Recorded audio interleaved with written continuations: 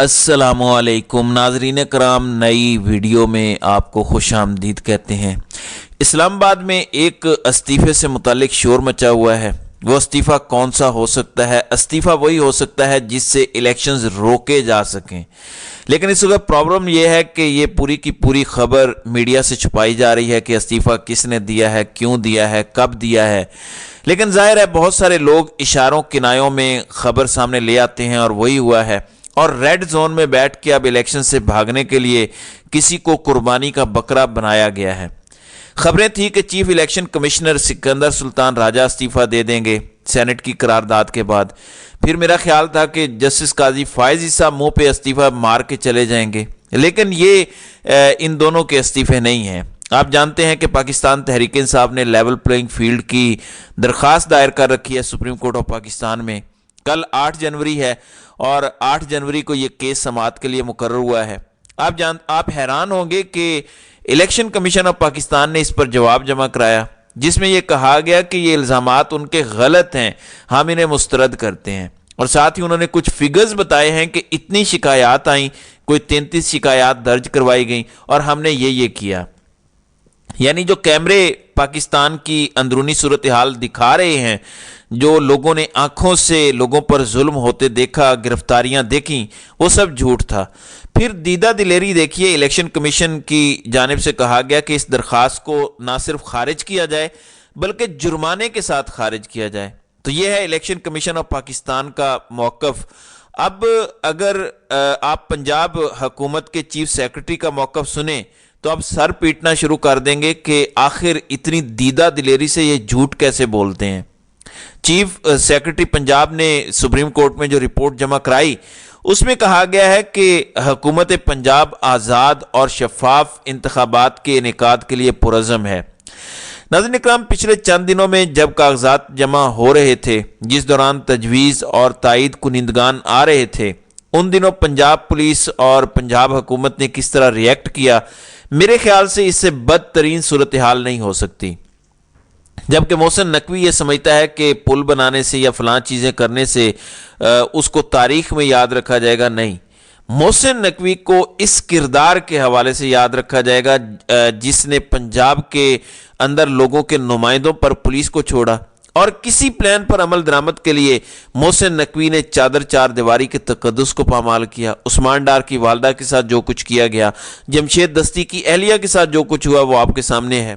خیر، chief secretary Punjab نے مزید لکھا کہ ڈی آر اوز تک الیکشن کمیشن کی ہدایات بھجوائی گئیں تاکہ امیدوار بلا خوف و خطر کاغذات نامزدگی جمع کرا سکیں۔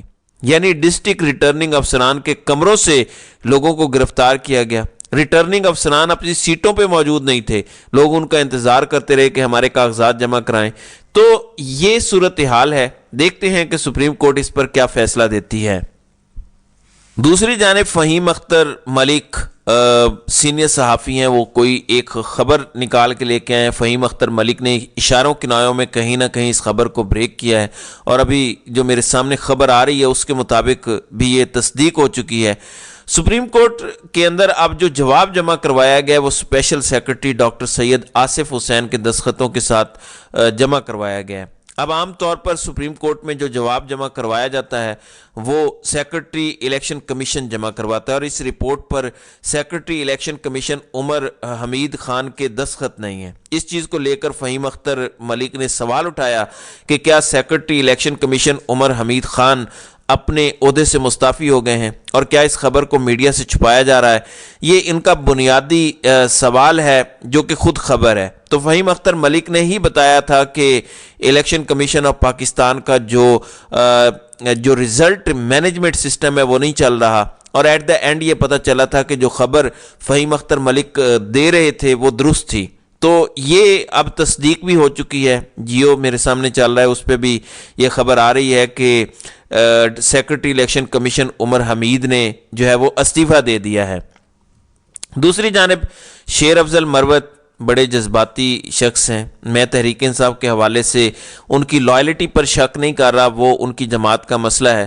اب پریس کانفرنس والے معاملے پر اور عدم اعتماد والے معاملے میں جو کچھ ہوا کل ایک پریس کانفرنس انہیں کرنا پڑی اور کہنا پڑا کہ عمران خان کو جوڈیشری پر اعتماد ہے اور اعتماد نہیں ہوگا تو ریلیف کہاں سے ملے گا۔ اب اس ساری صورتحال کو لے کر شیر افضل مروت کے خلاف عملی طور پر یہ قدم تحریک انصاف نے اٹھایا ہے۔ ایک تو رؤوف حسن جو تحریک انصاف کے سیکرٹری اطلاعات ہیں، انہوں نے رات گئے ایک نوٹیفیکیشن جاری کیا، اس میں لکھا کہ it is hereby notified that only the following persons are authorised to make policy statement and statement pertaining to Pakistan Tehreek Insaf. تو انہوں نے اعلان کیا ہے کہ یہ 5 لوگ ہیں جو تحریک انصاف کے بہاف پر یا تحریک انصاف سے متعلق سٹیٹمنٹ دیں گے۔ وہ کون سے ہیں؟ بیرسٹر گوہر علی خان ہیں، ظاہر ہے وہ پارٹی کے اس وقت چیئرمین ہیں، عمر ایوب خان جو جنرل سیکرٹری ہیں، شبلی فراز اور اس کے بعد رؤوف حسن جو سیکرٹری اطلاعات ہیں، اور محمد شعیب شاہین جو اس وقت تحریک انصاف کے وکلاء میں سے ایک ہیں۔ پھر رؤوف حسن نے ایک اور ٹویٹ کیا اور بتایا کہ عمران خان کا میسج پاکستان تحریک انصاف کے لیے یہ ہے کہ بیرسٹر گوہر کے ذریعے ہی آئندہ میری ہر بات کہی جائے گی، اس کے علاوہ کوئی اور نہیں، اور اگر کسی اور نے عمران خان کے بہاف پر کوئی سٹیٹمنٹ دینے کی کوشش کی تو اس کا مطلب یہ ہوگا کہ اس کے خلاف ہم باقاعدہ ڈسپلنری ایکشن لیں گے۔ اب یہ سارا کچھ کیوں کرنا پڑا؟ اور یہ سب کچھ شیر افضل مروت کی سٹیٹمنٹ کے بعد کرنا پڑا۔ گو اس میں شیر افضل مروت کا نام نہیں ہے۔ آپ کو یاد ہوگا جب شیر افضل مروت نے جسٹس قاضی فائزی صاحب کے متعلق کہا کہ عمران خان نے ان پر عدم اعتماد کر دیا ہے، تو تحریک انصاف کو اس رات بھی سٹیٹمنٹ جاری کرنی پڑی جو عملی طور پر ان کے اس بیان سے اظہار لا تعلق کی تھا، اور اب انہوں نے یہ بات کر کے دوبارہ اس بات پر مہر تصدیق ثبت کر دی ہے۔ یہ امپورٹنٹ معاملہ ہے۔ پھر ایک اور جو امپورٹنٹ معاملہ ہے وہ اس وقت لاہور سے ہے، کیونکہ لاہور کے اندر الیکشنز کے معاملے پر ایک تو مسلم لیگ نون کے اپنے حالات بڑے خراب ہیں۔ سرویز بتا رہے ہیں کہ میکسیمم بھی سیٹیں جو مسلم لیگ نون لاہور سے نکال سکے گی وہ 14 میں سے 3 سیٹیں ہیں، یعنی وہ 20% یا 22% بنتی ہیں۔ تو پاکستان تحریک انصاف کے 2/3 اکثریت کے ساتھ لاہور سے جیتنے کے سروس سامنے آ رہے ہیں۔ اب مریم نواز اور شریف خاندان کو سمجھ یہ نہیں آتی کہ ان کی خواتین کے ساتھ لڑائی کیوں ہوتی ہے۔ مریم نواز کے والد ساری عمر بے نظیر بھٹو سے لڑائی لڑتے رہے، ان کی نازیبہ تصاویر جہازوں سے پھینکوائی گئیں۔ اب ایک خاتون ہے صنم جاوید، لگتا یہ ہے کہ مریم نواز اور شریف خاندان کے لیے وہ ایک ڈراؤنا خواب بن چکی ہیں۔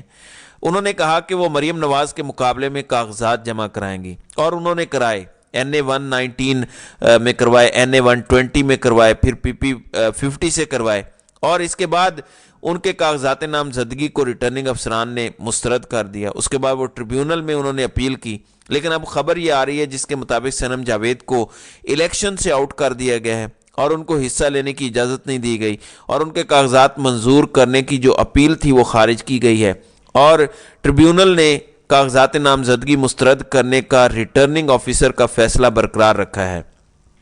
اس خبر کو دوسرے لفظوں میں یوں بھی سمجھ سکتے ہیں کہ مریم نواز کو کامیابی پر پہنچنے کے لیے ان کے کاغذات کا مسترد ہونا ضروری تھا تاکہ ان کو کوئی پرابلم نہ ہو۔